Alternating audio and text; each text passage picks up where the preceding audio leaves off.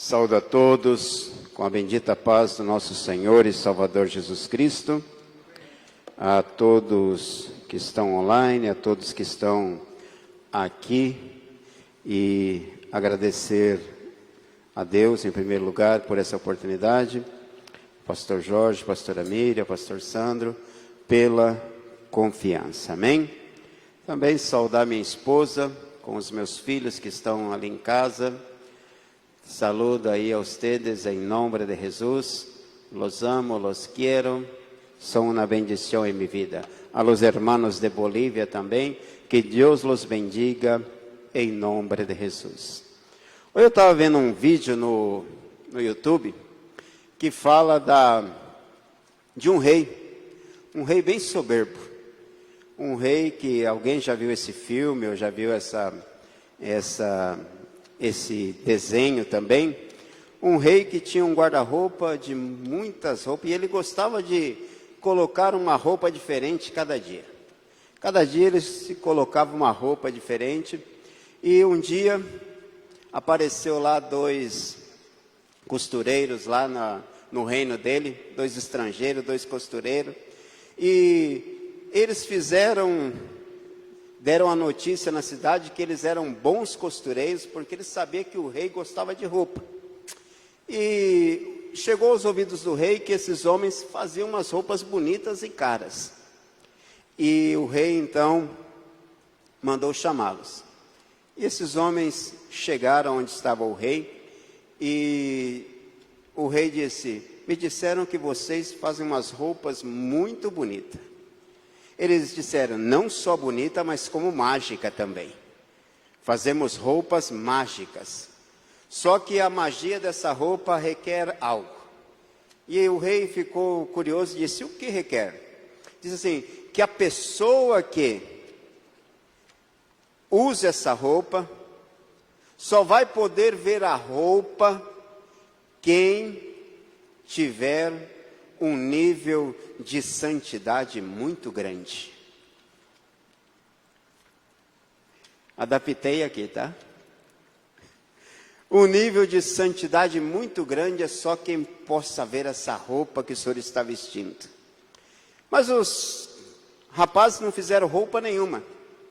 E quando o rei foi vestir a roupa, ficou aí nu para vestir a sua roupa, os rapazes pegaram o vestido assim como se tivesse, em realidade, uma roupa bonita, e uma vestimenta bonita, e colocaram sobre o rei, acomodaram a capa, mas não havia nada. E aí perguntaram para o rei: olha, só quem é santo pode ver essa roupa. O senhor está vendo que roupa bonita? E o rei disse: não, ficou muito bonita essa roupa. É uma roupa muito bonita, mas o rei estava nu. Estava peladão, como se diz. E o rei estava aí nu, mas o rei não queria dizer que ele não estava vendo a roupa, porque ia dizer que o nível de santidade dele não era tão bom. E aí o súdito deles que estavam ali no palácio, sai o rei nu, e todos se espantam. Mas todos sabiam que quem não via a roupa, porque era mágica, era porque não tinha um nível de santidade muito bom. Então todos disseram: que roupa mais bonita essa? Olha que elegância essa roupa. E um dizia: olha aquele azul da roupa. Outro dizia: é mesmo, que azul bonito. Mas não tinha nada, o rei estava nu. E de repente um garotinho, um menininho, gritou lá do meio e disse: o rei está pelado! E todos começaram a rir. E todos se deram conta que aquele menininho revelou o segredo, que não havia roupa nenhuma. E o rei foi atrás dos 2 costureiros, mas já não achou, eles tinham sumido. A moral da história é o seguinte, que Jesus disse que quem não se fizer como um ninho, ou como uma criança, não poderá entrar no reino de Deus. E só quem é criança, só quem é menino, pode viver na verdade. Eu me lembro aqui a última pregação que tivemos com toda a igreja, o pastor Daniel pregando, não foi gravada a mensagem, mas a mensagem ficou no meu coração. E algo que ele disse foi: eu tenho que voltar ao meu primeiro amor. Eu tenho que voltar a ser menino. Eu tenho que voltar àquele tempo que eu via na igreja e as lágrimas corriam dos meus olhos. Eu tenho que voltar àquele tempo que eu via na igreja só por causa de Deus, para ver a sua grandeza, não para ver como o outro está vestido, ou como o outro está se comportando, ou como o outro, ou o que está fazendo o outro.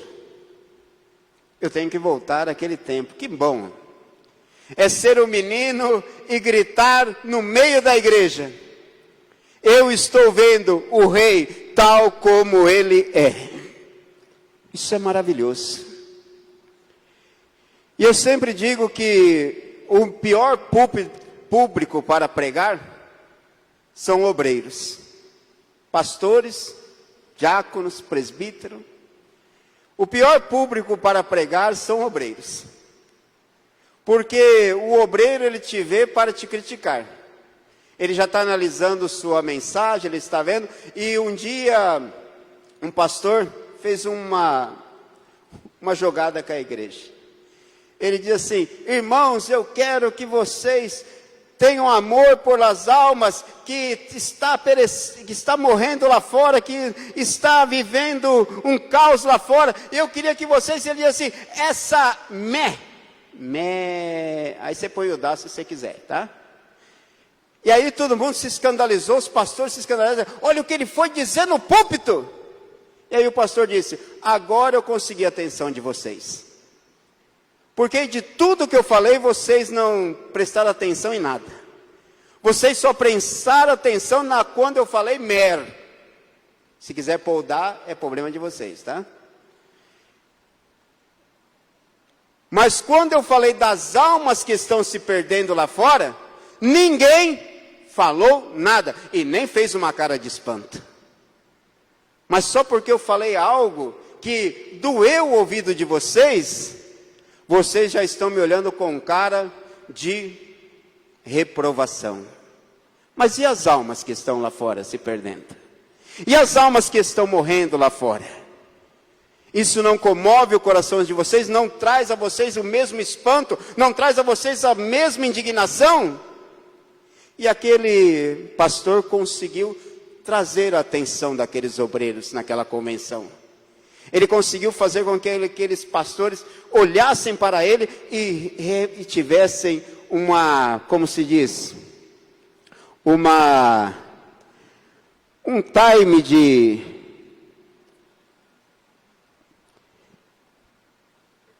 bom senso. E assim, com tudo isso, nós estamos aqui hoje com uma igreja quase vazia.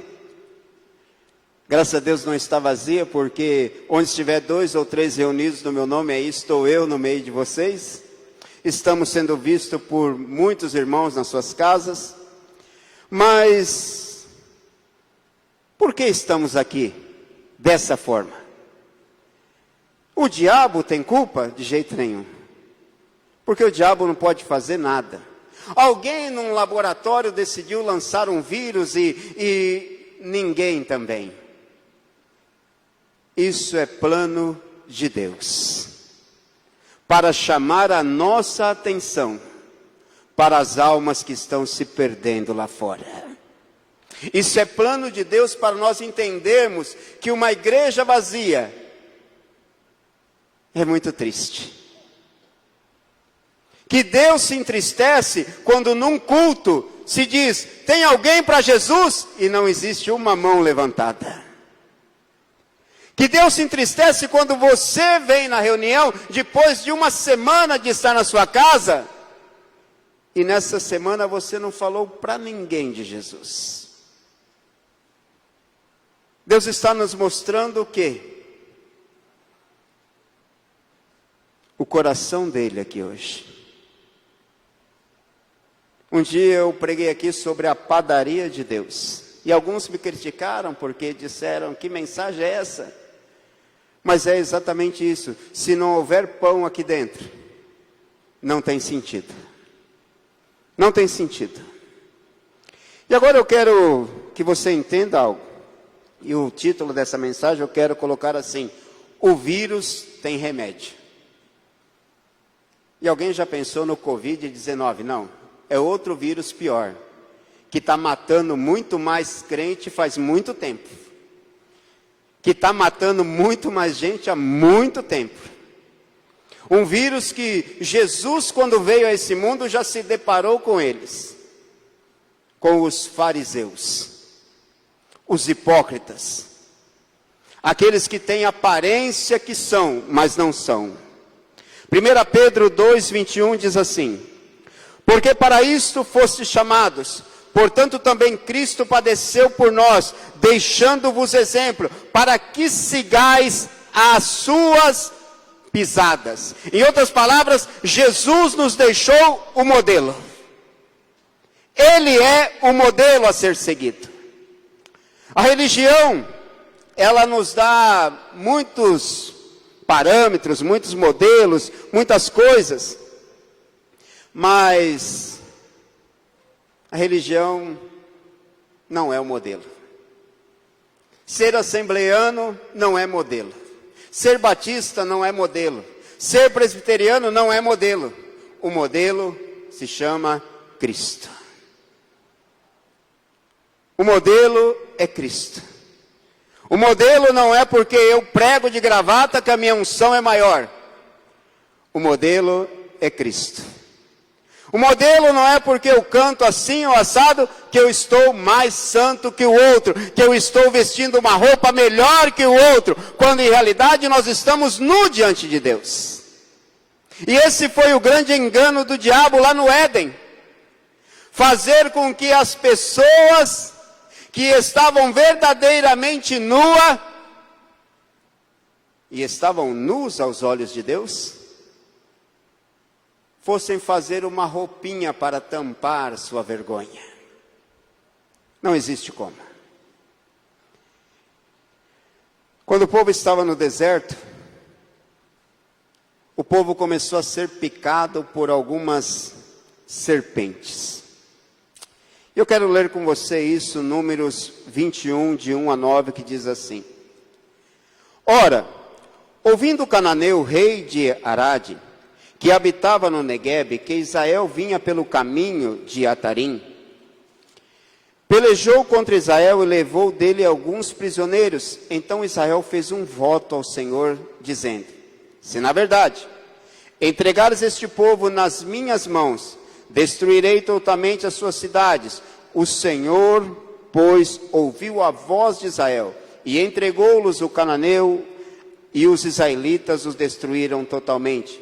E eles e as suas cidades, e chamou aquele lugar Orma, que quer dizer lugar devastado. Então partiram dali ao monte Or, pelo caminho que vai ao Mar Vermelho, para rodearem a terra de Edom. E a alma do povo impacientou-se por causa do caminho. Porém a alma do povo angustiou-se neste caminho.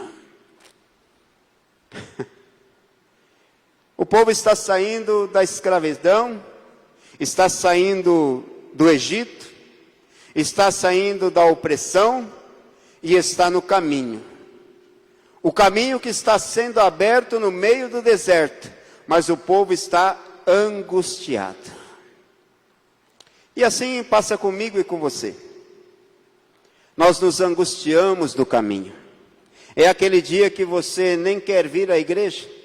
É aquele dia que você não quer vir nem tocar. É aquele dia que você não quer vir nem cantar. É aquele dia que você não quer nem vir a cultuar. É aquele dia que você diz: não sei nem porque eu vim na igreja hoje. É aquele dia que você fica medindo quem está pregando. Se está pregando bem ou se está pregando mal. É aquele dia que estamos angustiados neste caminho. E o povo falou contra Deus e contra Moisés, por que nos fizeste subir do Egito para morrermos no deserto? Pois aqui não há pão e não há água. E a nossa alma tem fastígio, quer dizer, repugnância, sensação de aborrecimento, tédio, deste miserável pão, que é o maná. Eles estão dizendo, não tem pão e não tem água, porque eles estão lembrando do pão e da água do Egito. Mas eles estão dizendo, nossa alma tem fastígio, nossa alma aborrece, nossa alma tem, em outras palavras, nos dá vontade de vomitar esse maná. Esse pão, esse miserável pão.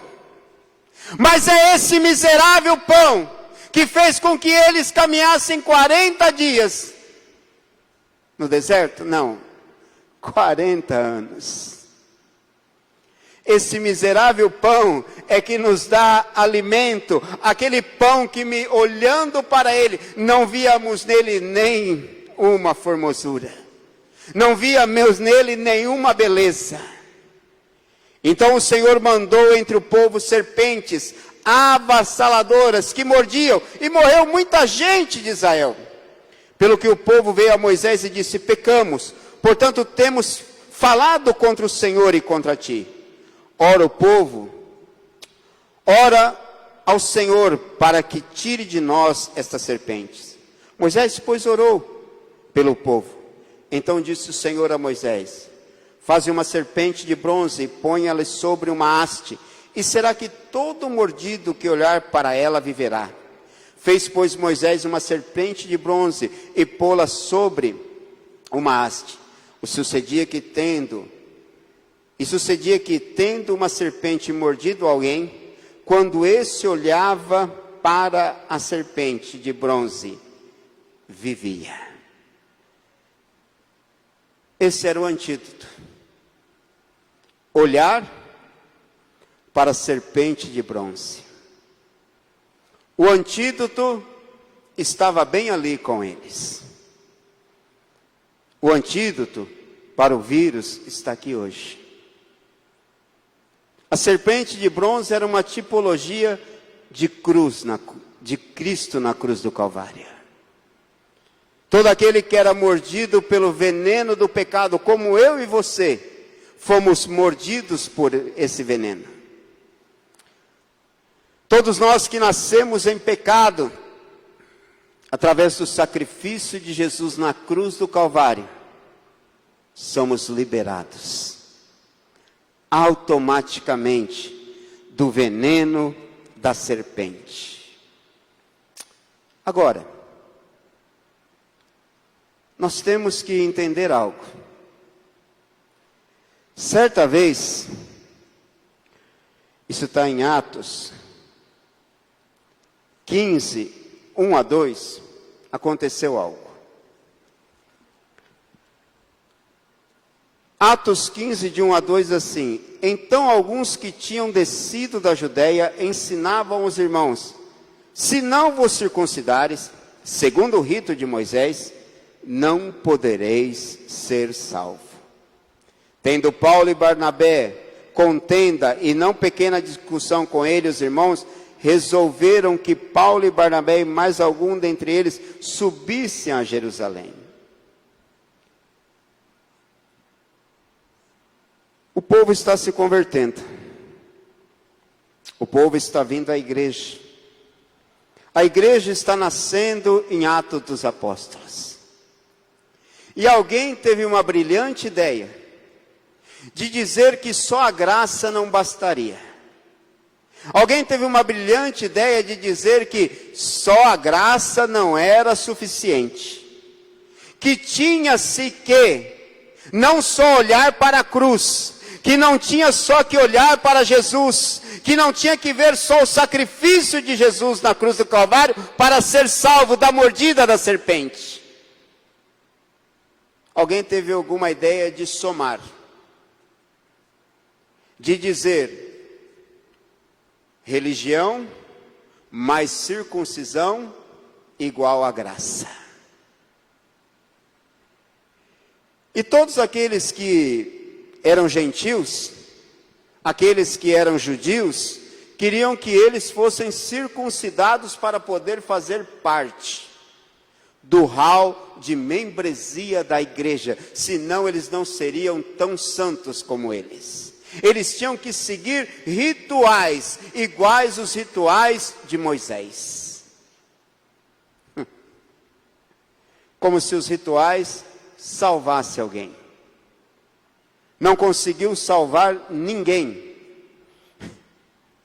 Todos que foram salvos no Antigo Testamento não foram salvos pelos rituais, foram salvos pela fé, por crer em Cristo Jesus. Eles criam que ia vir o Cordeiro, aquele que ia redimir Israel.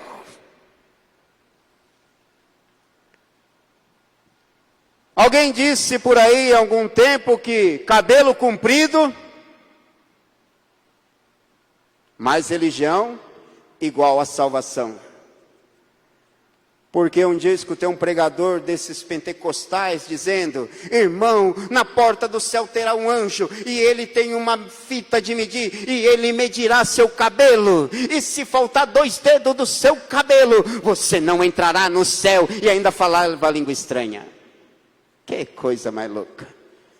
A menina que cantou aqui, coitada, ia dar trabalho para ela entrar, porque a porta é estreita, e o cabelo é assim.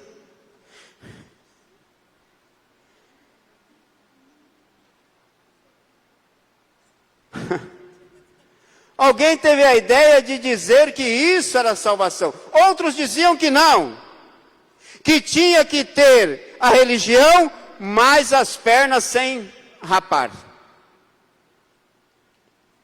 E aí aconteceu algo nesses tempos. O nível de adultério na igreja cresceu muito.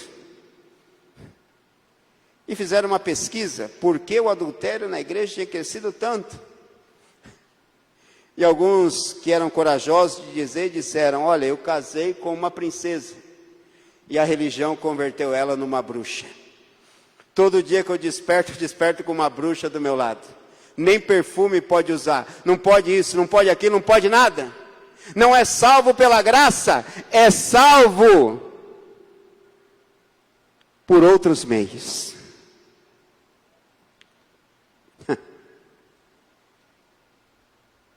Que coisa. E essa discussão segue nos dias de hoje. Que não é por graça, é por isso ou por aquilo. Que se eu pregar sem a roupa adequada, não tem unção. Mas eu quero te dizer algo. Jesus disse: a minha graça te basta. Olhe para Jesus. Quando eu miro alguém com um espírito contrário, eu posso ver alguém que está, de repente, sei lá, com o cabelo curto e dizer: essa irmã não entra no céu.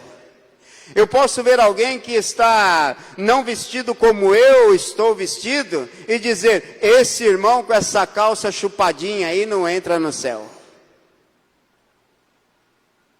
Essa irmã com o cabelo cortado assim não... Irmãos, é tempo de rever algumas coisas. É tempo de entender que nessa igreja ou em qualquer igreja, Deus vai seguir enviando homossexual, vai seguir enviando prostituta, vai seguir enviando tudo aquilo que não presta, que está lá fora, para se converter aqui dentro. E o que é mais importante, para congregar conosco, os que nos sentimos tão santos. Deus, Ele não selecionou um ou outro, porque Deus amou ao mundo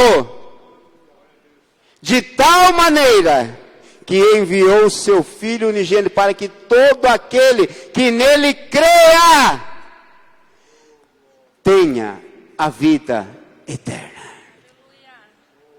O requisito é crer, não mudou. A religião diz que o requisito é outro, mas nós temos que entender que Jesus ainda é o mesmo, Jesus que foi, que é e que será por os séculos dos séculos. Os maiores milagres de Jesus não aconteceram na igreja, aconteceram fora.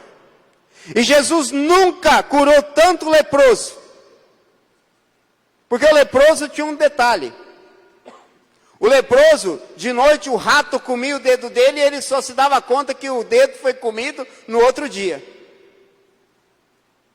Porque ele já não tinha mais dor, tudo estava podre. E um desses fariseus decidiu ir ter de noite com Jesus. Esse homem que conhecia a Bíblia, esse homem que sabia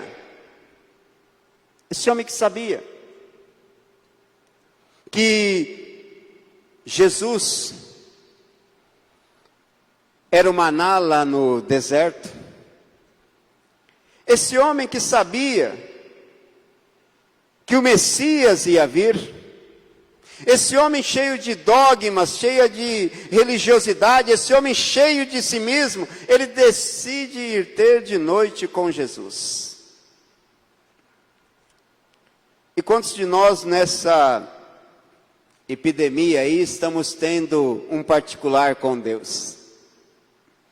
Quantos de nós estamos derramando lágrimas que já não havia em nossos rostos? Quantos de nós estamos vendo a família maravilhosa que temos, quando já tinha até esquecido que tinha família? João 3, 7 e 20 diz assim, Jesus dizendo a Nicodemos, não te admires de eu te haver dito, necessário vos é nascer de novo. O vento sopra onde quer e ouve a sua voz, mas não sabe de onde vem nem para onde vai. Assim é todo aquele que é nascido do Espírito. Perguntou-lhe Nicodemos, como pode ser isso? Respondeu-lhe Jesus, tu és mestre em Israel e não entendes essas coisas? Em verdade te digo que nós dizemos o que sabemos e testemunhando o que temos visto. E não aceitais o nosso testemunho? Se vos faleis as coisas terrenas e não credes, não crereis se vos falar das coisas celestiais. Ora, ninguém subiu ao céu, senão o que desceu do céu, o Filho do Homem. E como Moisés levantou a serpente no deserto, assim importa que o Filho do Homem seja levantado, para que todo aquele que nele crê tenha vida. Jesus estava dizendo para aquele fariseu, eu sou o antídoto. É só olhar para mim. É só crer em mim. É o único requisito para entrar no céu. Uma época eu fui aconselhar alguns jovens que saíram da igreja. E eu dizia, por que saíram da igreja? E uma jovem com lágrimas nos olhos disseram, nós não vamos entrar no céu. Eu disse, mas por que não vai? Ela disse, olha irmão Braz, eu era nem crente era nessa época, foi eu até o irmão Jordevan. E ela disse, olha Braz, já estou na igreja faz 8 anos. Você chegou faz 1 ano e meio e já fala língua estranha. Eu estou há 8 anos na igreja e não falo língua estranha. E o pastor pregou que quem não fala língua estranha não entra no céu. Eu falei, irmã, eu não conhecia muito daquilo. Eu falei, Jesus, e agora? E eu não sabia o que falar para a irmã, porque minha mente estava cauterizada que língua estranha, sim, era o requisito para entrar no céu. E aquelas irmãs, não sei se voltaram, mas até que eu fui para a Bolívia, já não estavam na igreja. Mas se fosse hoje, com o conhecimento da palavra, eu ia dizer, irmãs, não é por falar língua estranha, é por crer em Cristo Jesus. Você crê? Se crer, será salva. Basta crer. Basta crer. Basta crer que o Senhor está presente na tribulação. Basta crer que o Senhor está presente aqui hoje, mesmo que a igreja não está cheia, mesmo que você está aí na sua casa, você está sentindo Jesus aí. Basta crer. Basta crer. Porque aquele que nele crê terá vida eterna. Porque Deus amou ao mundo de tal maneira que deu seu Filho unigênito, para que todo aquele que nele crê não pereça, mas tenha a vida eterna. Porque Deus enviou o seu Filho ao mundo não para que o julgasse, o mundo, mas para que o mundo fosse salvo por ele. Quem crê nele não é julgado, mas quem não crê já está julgado. É por isso que Jesus disse que eu não posso julgar o meu irmão pela aparência, pela roupa. Eu tenho que ser como um ninho, como aquele menininho que gritou lá e disse: o rei está nu. Porque eu e você estamos nus diante de Deus. Eu e você estamos nus, pelados, diante de Deus. Deus não está vendo aqui o seu corte de cabelo. Deus não está vendo aqui a sua santidade.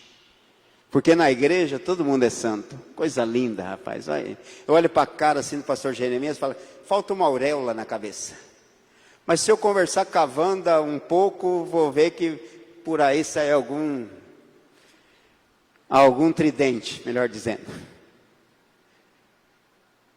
Se você conversar com a minha esposa, ela vai falar assim: olha, ele não é tão santinho assim. Tem um ladinho de capeta aí nele. Porque aqui é fácil ser rotar santidade. Essa irmã muito impuro. E vamos julgando.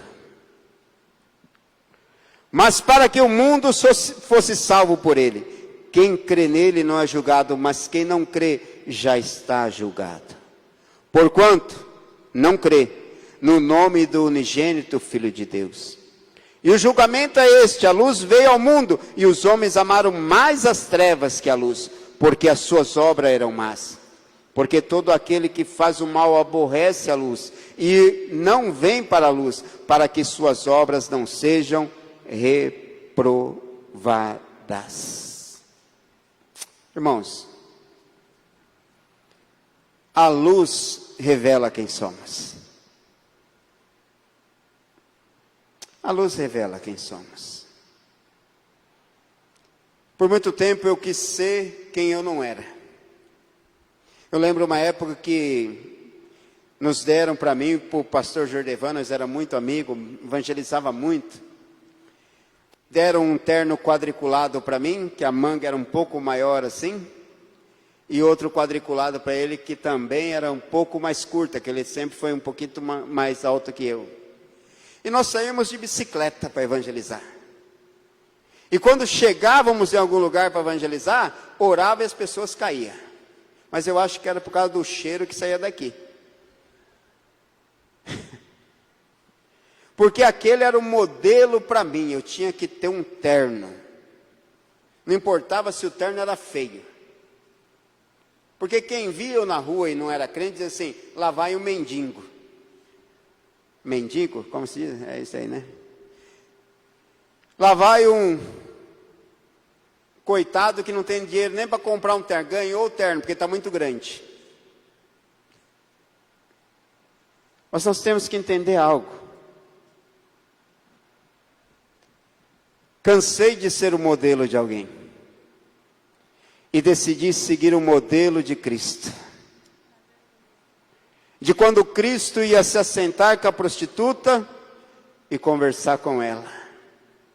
de quando Cristo ia lá no meio dos leprosos conversar com eles, quando Jesus sentava na roda de pecadores, não de escarnecedores, de pecadores, porque os escarnecedores são os religiosos, é aqueles que conhecem já, porque o pecador ele nem consegue blasfemar contra o Espírito Santo, porque a gente só pode blasfemar daquilo que a gente conhece. Os blasfemos estão dentro, não fora. Quantas vezes eu e você deixamos o antídoto, deixamos de olhar para Cristo? Quantas vezes eu e você deixamos de olhar para a cruz, porque estávamos muito enraizados na nossa doutrina, na nossa religião? Porque eu não posso me envolver com os batistas, porque eles são muito tradicionais e não falam língua estranha. Eu não posso amar o católico porque ele é católico. Eu sou só daqui. E nos esquecemos que o antídoto é Jesus. Atos 15, 5 e 9 diz assim: mas alguns da seita dos fariseus, que tinham crido, Atos 15, 5 ao 9, levantaram-se dizendo que era necessário circuncidá-los e mandar-lhes observar a lei de Moisés. Congregaram-se, pois, os apóstolos e os anciões para considerar este assunto, havendo grande discussão.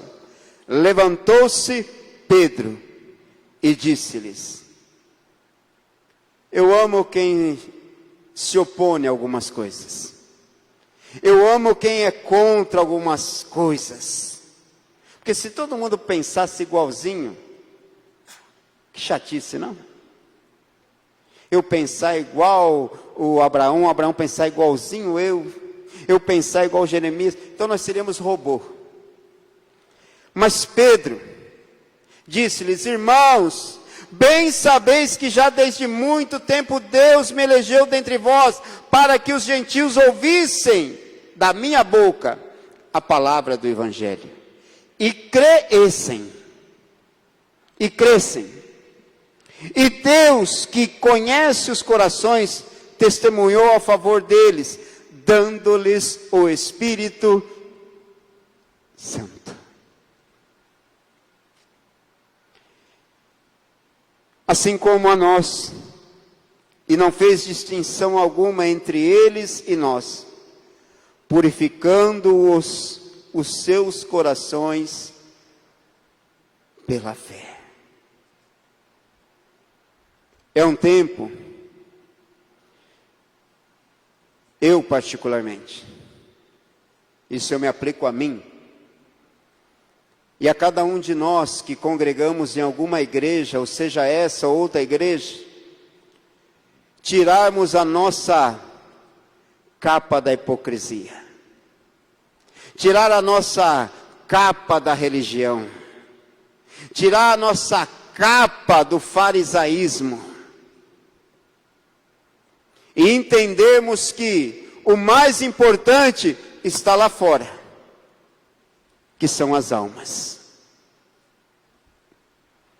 Eu creio que você nunca pregou ou falou tanto de Jesus nessa quarentena. Eu creio que você nunca escutou tanto falar que Jesus está voltando do que nessa quarentena. Nunca a igreja pregou tanto como nessa quarentena. Pessoas que nunca pregaram estão pregando nessa quarentena.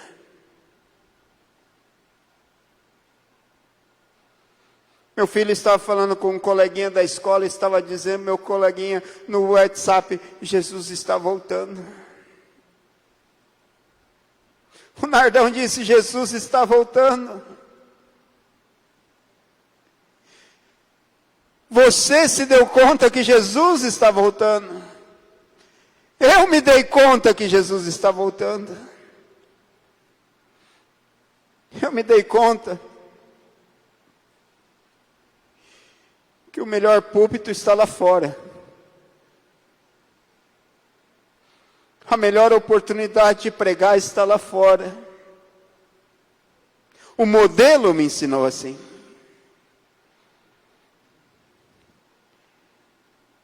Com essa história eu quero terminar para que você reflita. Um homem muito rico, ele amava muito seu filho. Mas era muito amor. Seu único filho, um amor tremendo. E esse homem tinha outro amor além dos filhos, as obras de arte. Pintores famosos, que eu nem sei o nome. Não entendo muito de arte. Mas ele adorava colecionar quadros famosos. E ele tinha muitos quadros. E ele fez uma galeria com muitos quadros. Van Gogh, todo esse povo, esses quadros ricos. Esses quadros caros de gente rica. Mas o seu filho foi convocado para a guerra. E morreu no campo de batalha. E aquele pai ficou muito triste porque era um amor muito grande por aquele filho. Um filho que ele amava muito. E a dor do coração daquele pai era grande. E um dia um dos seus amigos, que serviram com ele na guerra, vai visitar o pai. E diz, olha, eu tenho algo para dar para o Senhor, porque eu servi com o seu filho, estava com ele o dia que ele foi alvejado e morreu. E o seu filho me falou do seu amor pelas artes, que o senhor amava tanto a arte, que o senhor gostava muito das artes. O seu filho falava do Senhor direto. Mesmo em meio à guerra, ele estava falando de ti.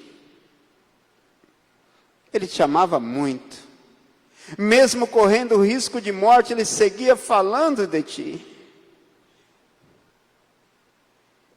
E as suas últimas palavras foi, diga ao meu pai que eu o amo. E esse jovem tinha um rolo nas suas mãos e ele disse, olha, eu tenho até vergonha de entregar isso para o Senhor, que foi algo que eu fiz. Quando nós estávamos lá no momento de descontração, eu fiz uma caricatura, um quadro, um desenho do seu filho. Eu quero dá-lo ao Senhor. E aquele pai pegou aquela caricatura e começou a chorar e dizia, meu filho, como se parece com o meu filho. Era um desenho muito bem feito. E aquele pai mandou colocar num quadro e colocou bem no centro da sua galeria.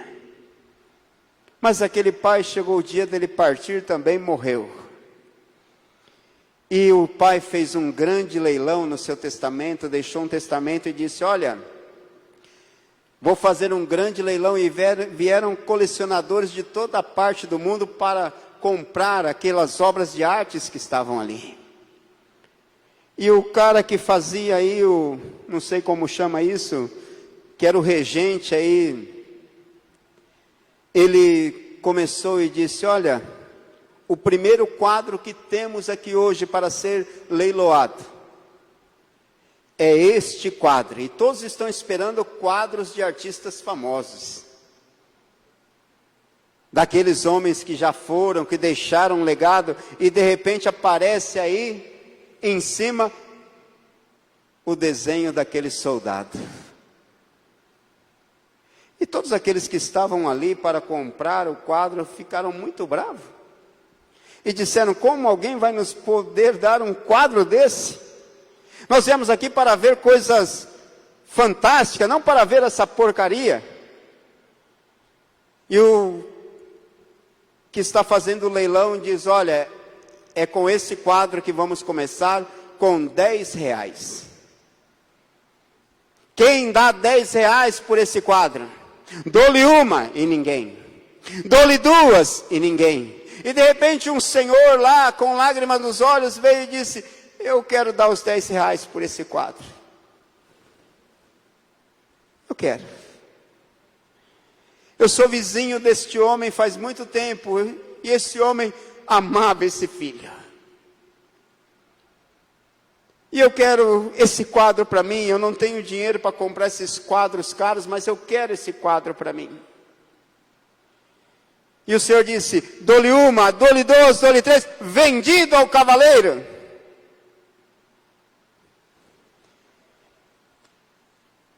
E fechou o livro e disse: está encerrado o leilão. Todos naquela sala ficaram enfurecidos e disseram: como encerrado? Se nós viemos aqui para comprar quadros caros. Ele disse: não. Aqui está o testamento que diz assim: que aquele que comprasse o quadro do filho do Senhor que morreu, receberia todos os outros quadros junto, porque o mais valioso para aquele senhor era o quadro do seu filho. Tudo o demais ia ser só acrescentado. Tenha Jesus na sua vida. Buscai as coisas que são de cima. Ninguém subiu ao céu, senão aquele que desceu do céu. Tenha Jesus na sua vida, no centro da sua galeria. E as demais coisas virão, serão acrescentadas na sua vida. Quem vê ao Filho, vê ao Pai. Quem sabe você que nos assiste não tem nem 10 reais no bolso hoje com a crise. Mas a salvação é de graça. Aí na sua casa você pode fazer uma oração e dizer: Senhor, eu entrego a minha vida nas tuas mãos. Eu quero seu filho aqui. Entra na minha casa, entra no meu lar. E Deus fará a diferença na sua vida. Ele vai acrescentar tudo aquilo que você necessita, porque você decidiu levar o amado para a sua casa. Cada um de nós aqui hoje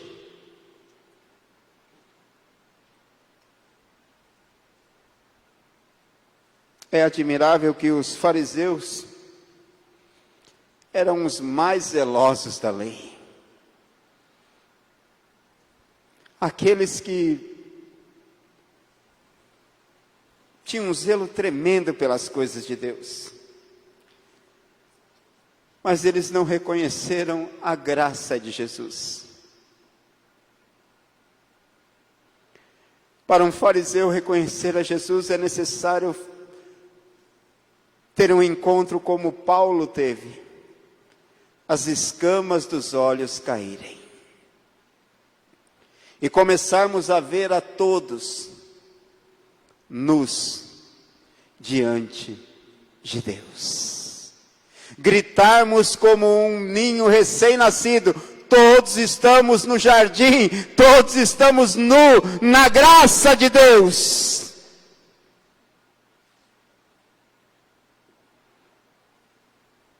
Eu me sinto nu aqui hoje. Eu já estava dizendo à minha esposa, quando aquela irmã que pregou no congresso das irmãs aqui, almoçando lá na casa do pastor, ela na mesa, eu e minha esposa lá, ela disse: você tem perguntado para mim, os Deus usando a boca dela, por que te trouxe da Bolívia? Por que te trouxe de lá? E eu tenho a resposta para você, meu filho. É porque estou te guardando um tempo aqui, porque vou te poupar de uma grande peste que passará por aquele lugar.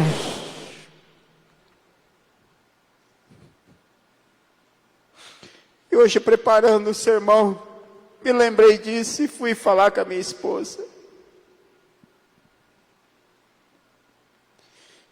Deus tem cuidado de nós. Deus tem cuidado de ti.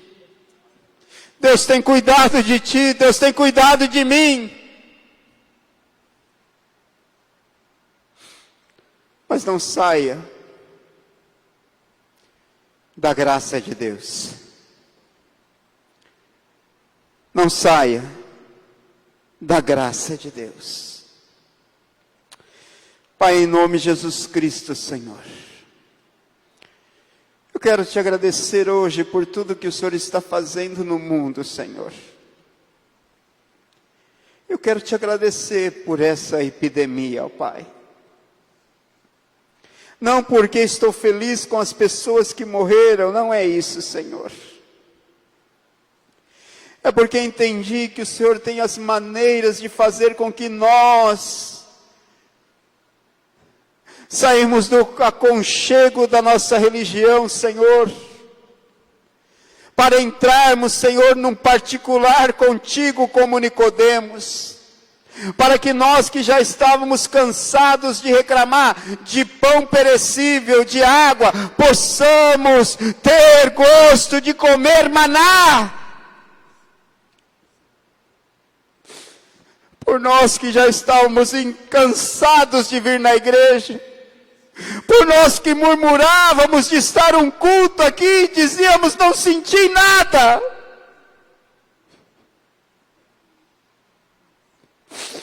Possamos entender quão difícil é, Senhor, estar longe de Ti, ó Pai. Eu me ponho, Senhor, meu Deus, na Tua presença e te digo, eis-me aqui, Senhor. Envia-me a mim, Pai. Leva eu de volta, Senhor, meu Deus, para onde o Seu vento soprar, para onde o Seu Espírito guiar.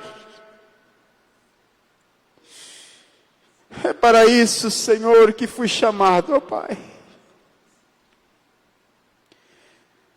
Para ser esse subastador, Senhor, para ser esse homem, Senhor, meu Deus, que fica com um martelo dizendo: aqui está o valioso, e o valioso é Jesus. Eu sou a voz, Senhor, que o Senhor nesse tempo tem levantado, como a voz dos meus irmãos que estão me vendo e os que estão aqui. É por isso que o Senhor disse: diga ao povo que marche. Te agradeço por esse culto, Senhor. Sinto como se a casa estivesse cheia hoje, Senhor. Sinto falta de cada um dos meus irmãos aqui hoje, Senhor. Mas te agradeço pela sua presença, ó Pai.